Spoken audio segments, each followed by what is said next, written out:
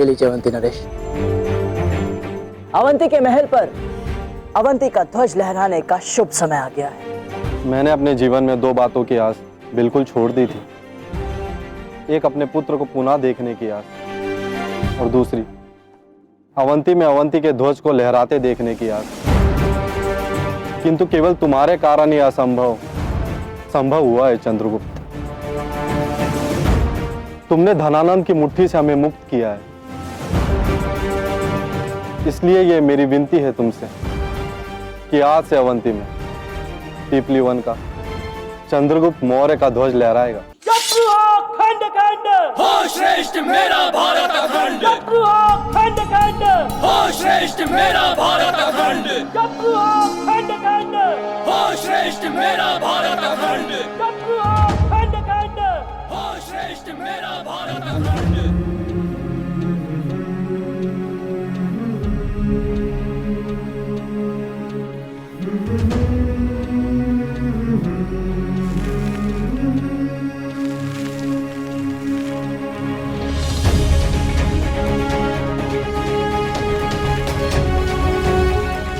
चौदह जनपदों में से एक जनपद की मुक्ति होने से मातृभूमि के एक भाग का ऋण उतर गया है।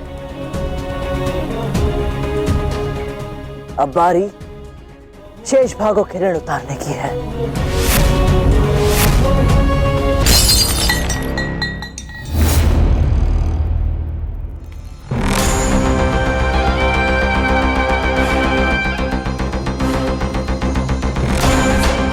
महामात्य, देखिए कितने मुख मुझे देख रहे हैं, मुझ पर हंस रहे हैं, मेरा उपहास उड़ा रहे हैं, मुझे धिक्कार रहे।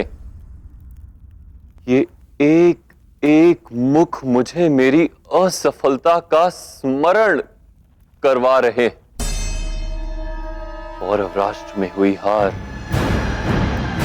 तक्षशिला की हार, मलय केतु का भाग जाना, अवंती जनपद पर हमारा आधिपत्य ना रहना, और फिर एक बार पुनः पौरव राष्ट्र की भूमि पर मेरी सेना का परास्त होना। दर्पण के टुकड़े मुझे आंख में चुभ रहे हैं महामाते, मेरे मन में चुभ रहे हैं। जब तक इस अमात्य राक्षस के श्वास में श्वास है, जब तक अमात्य राक्षस जीवित है, मैं आपके जीवन पर आंच भी नहीं आने दूंगा। मैंने उस चंद्रगुप्त के विजय रथ को रोकने का प्रबंध कर लिया है, एक ऐसा प्रबंध जिसकी वो कभी कल्पना भी नहीं कर सकता। महामात्य, चंद्रगुप्त पर प्रहार करने से पूर्व क्या आप मेरा एक कार्य करेंगे? आप केवल आज्ञा करें महामहिम।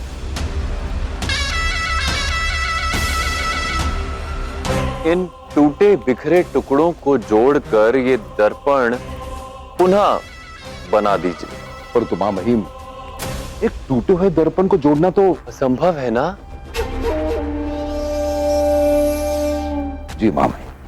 उसी प्रकार ये भी असंभव है कि कोई अन्य व्यक्ति मेरी उस पीड़ा को समझ सके जो मैं भोग रहा। उस दिल चट्टे का अंत तो मुझे ही करना होगा, क्योंकि अब मैं अपने अतिरिक्त और किसी पर विश्वास नहीं करता। किंतु एक पुरुष का विश्वास जीतना मैं भली भांति जानती हूँ।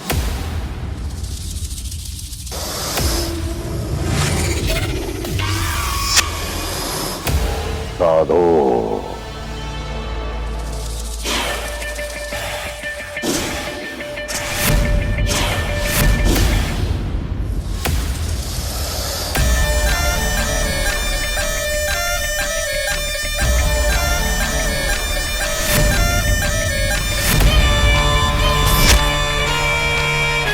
कौन हो तुम? जो मन को रंजित करे, तन को विश्राम दे और सबकी मनसा पूरी करे। मनसा।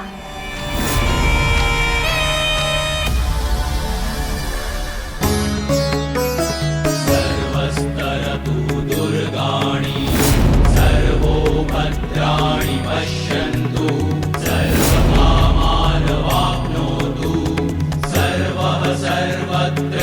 आइए आचार्य, अपना स्थान ग्रहण कीजिए। हम सभी इस गुरु पूजा की विधि आरंभ करने के लिए आतुर हैं।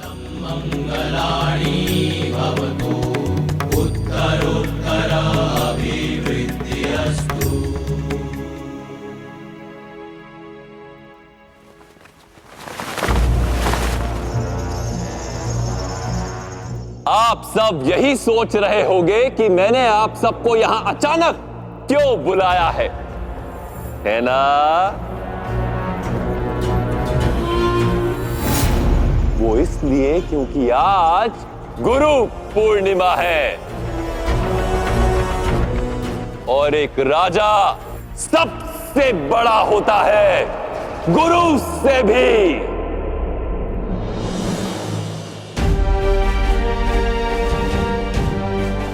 एक राजा से भी बड़ा गुरु होता है, क्योंकि राजा केवल अपने राज्य में पूजा जाता है, किंतु गुरु हर उस स्थान पे पूजे जाते हैं जहां जहां उनके चरण पड़ते हैं।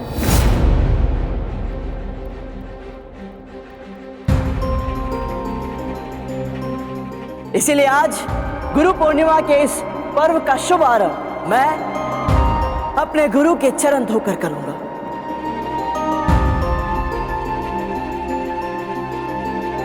स्तूल।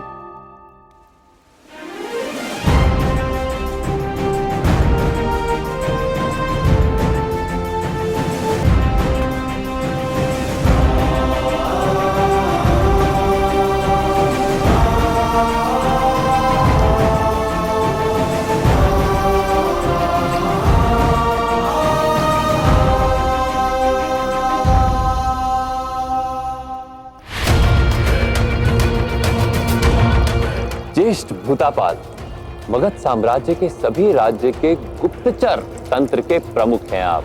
आपका कार्य है कि ये सब कुछ सुचारित रूप से होता रहे। तो मुझे विश्वास है कि आप मुझे कभी निराश नहीं करेंगे और मगध की जानकारी शत्रुओं को कभी प्राप्त नहीं होगी।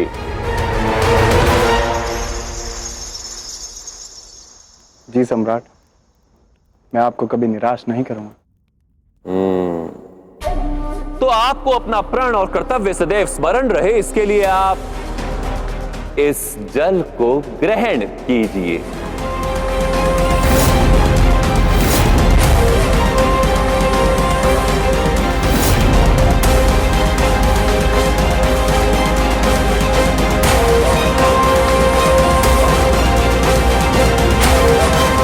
क्या हुआ? कोई आपत्ति है? नहीं सम्राट, कोई आपत्ति नहीं है।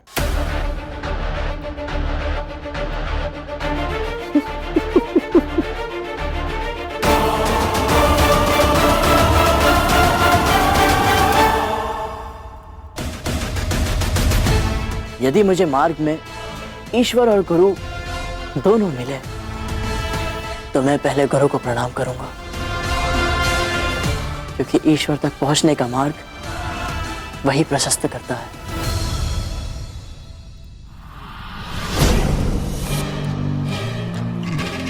मैं मगध हूं और मगध ही ईश्वर है, तो मेरी सेवा करना आपका कर्तव्य है ना ज्येष्ठ पांडु?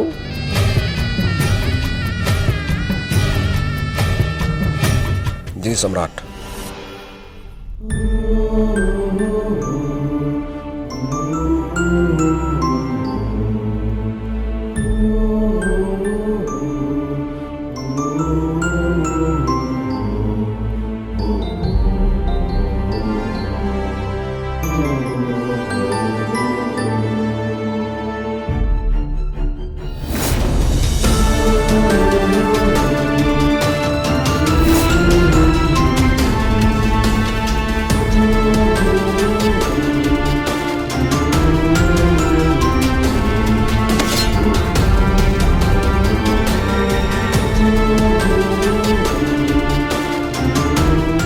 आयुष्मान भव, तेजस्वी भव, विजयी भव।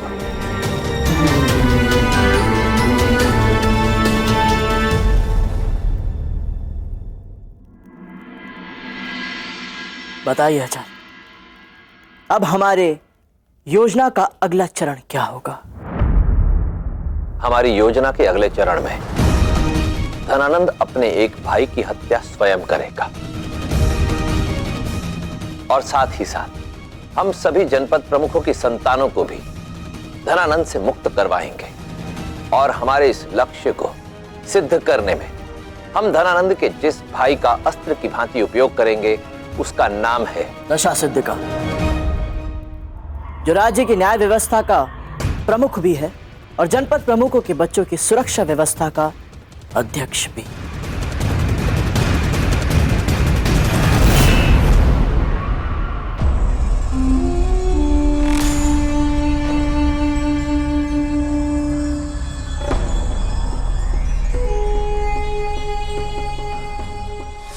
गुरु पूजन संपन्न हुआ और अब समय है गुरु दक्षिणा का। आप सब यही सोच रहे होंगे कि मगधपति सम्राट धनानंद को दक्षिणा की क्या आवश्यकता, उसके पास तो सब कुछ है। सोच तो बिल्कुल सही है आपकी, मेरे पास सब कुछ है सिवाय आश्वासन के।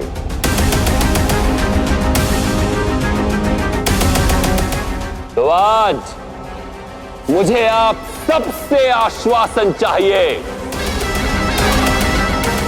कि आप अपने कर्तव्यों का निर्वहन पूरी निष्ठा के साथ करेंगे। इसीलिए गुरु पूर्णिमा के इस शुभ अवसर पर आप सब शपथ ग्रहण करेंगे।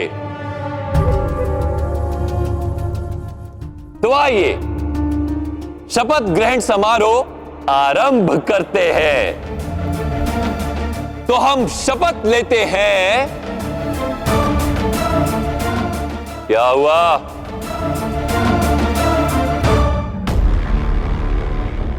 लो शपथ।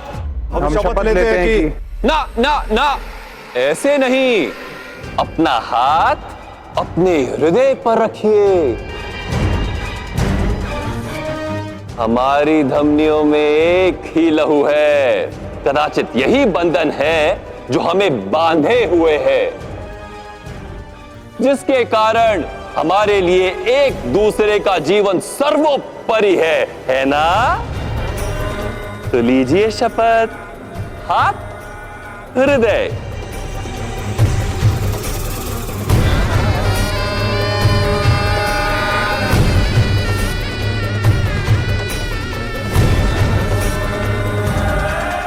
हम शपथ लेते हैं कि हम अपने गुरु समान भाई को कभी भी निराश नहीं करेंगे और उनके द्वारा दिए गए सभी दायित्वों और कर्तव्यों का पूर्ण निष्ठा और सदा के साथ निर्माण करेंगे।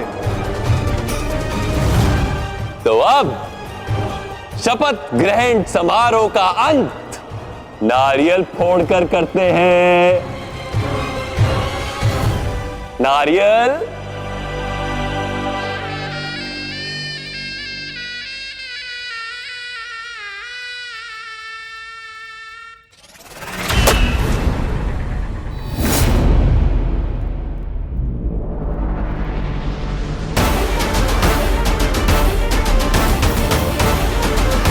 मां बहीम, ये किसी का संदेश प्रतीत होता है।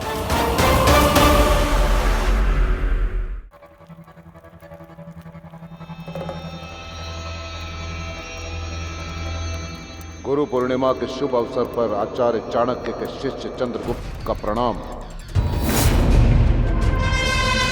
मुझे पूर्ण विश्वास है कि मगधपति होने के अहंकार में तुमने अपने राज्य में स्वयं को परम गुरु घोषित किया होगा और अपनी प्रजा को अपने समक्ष झुकने के लिए बाध्य भी किया होगा।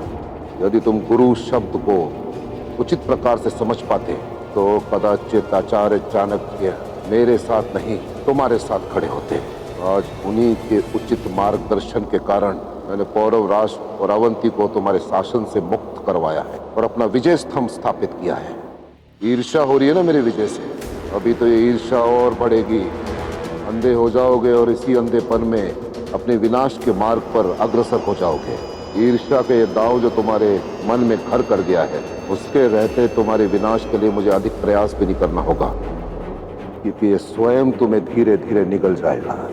ये संदेश मैंने तुम्हें इसलिए भेजा है कि तुम जान सको कि हम यहाँ पौरव राष्ट्र में एकता का उत्सव मना रहे हैं, और शीघ्र ही मेरे प्रयास और भारतवर्ष में बढ़ती एकता तुम्हें तुम्हारे सिंहासन से विमुक्त कर देगी। चंद्रगुप्त!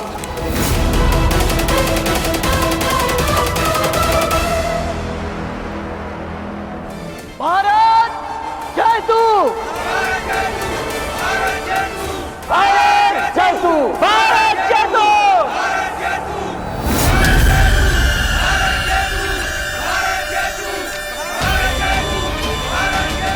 मेरे संकेत की प्रतीक्षा करना।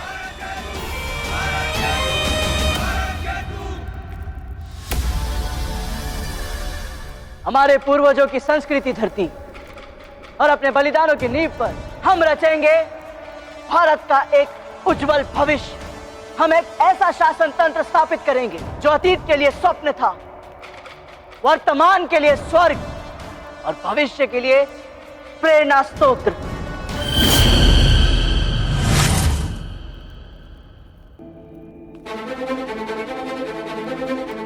जैसे मलय केतु पौरव राष्ट्र का भविष्य है, उसी प्रकार अवंती कुमार अवंती राज्य का भविष्य है। और इन दोनों की ही भांति हम धनानंद के पाश से भारत के सभी जनपद प्रमुखों की संतानों को मुक्त करवाएंगे और उसके पश्चात निर्माण करेंगे एक ऐसे भारत का जो स्वच्छंद होगा, स्वतंत्र होगा, अखंड होगा। अवंती कुमार जीवित है। मुझे सम्राट धनानंद को इसकी सूचना देनी होगी।